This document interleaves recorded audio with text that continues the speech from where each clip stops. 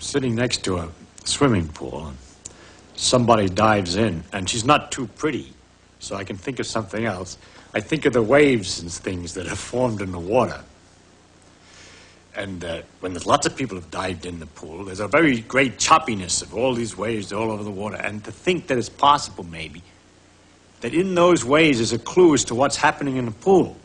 That some sort of insect or something with sufficient cleverness could sit in the corner of the pool and just be disturbed by the waves, and by the nature of the irregularities and bumping of the waves, have figured out who jumped in, where and when, and what's happening all over the pool.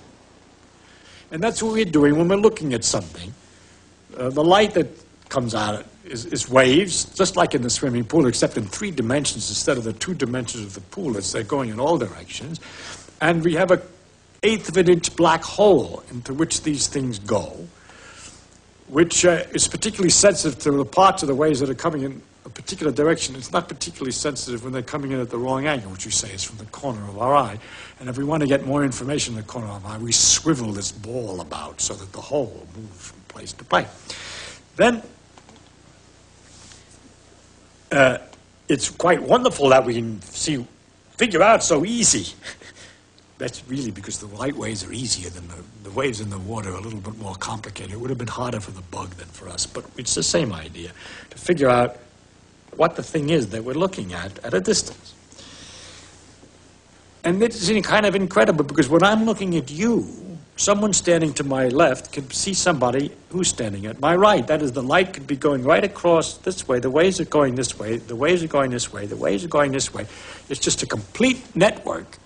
Now, it's easy to think of them as arrows passing each other, but that's not the way it is, because all it is something shaking. It's called the electric field, but we don't have to bother with what it is. It's just like the water height is going up and down.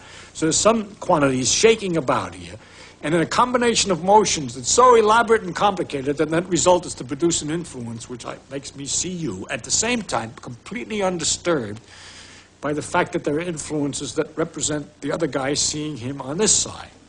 So that there's this tremendous mess of waves all over in space, which is the light bouncing around the room and going from one thing to the other. Because, of course, most of the room doesn't have 1/8 inch black holes. It's not interested in that light, but the light's there anyway. I mean, it bounces off this and it bounces off that, and all this is going on, and yet we can sort it out with this instrument. But beside all that, you see, those waves that I was talking about in the water, maybe they're so big, some of them, and then you can have slower swashes, which are longer and shorter. And perhaps our animal who's making his study is only using waves between this length and that length. So it turns out that the eye is only using waves between this length and that length, except those 2 lengths are 100 thousandths of an inch. 100 thousandths of an inch, maybe. And what about the slowest swashes, the waves that go more slowly, that have a longer distance from crest to trough? Those represent heat. We feel those, but our eye doesn't see them focused very well. We don't, in fact, at all. The shorter waves are blue, the light, and the longer waves are red. But when it gets longer than that, we call it infrared. All this is in there at the same time. That's the heat. Pit vipers that you got down here in the desert, they have a little thing that they can see the longer waves and pick out mice which are radiating their heat, their longer waves, by their body heat, by looking at them with this eye, which is the pit of the pit viper. But we aren't able to do that. And then these waves get longer and longer, and all through the same space. All these things are going on at the same time, so that in this space there's not only my vision of you, but information from Moscow radio that's being broadcast at the present moment, and the seeing of somebody from Peru. All the radio waves are just the same kind of waves, only longer waves. And there's the radar from the airplane, which is looking at the ground to figure out where it is, which is coming through this room at the same time. Plus the X-rays, cosmic rays, and all these other things, which are the same kind of waves, exactly the same waves, but shorter, faster, or longer, slower. It's exactly the same thing.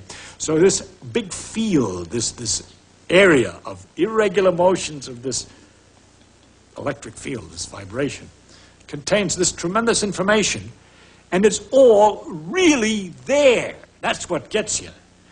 If you don't believe it, then you pick a piece of wire and connect it to a box.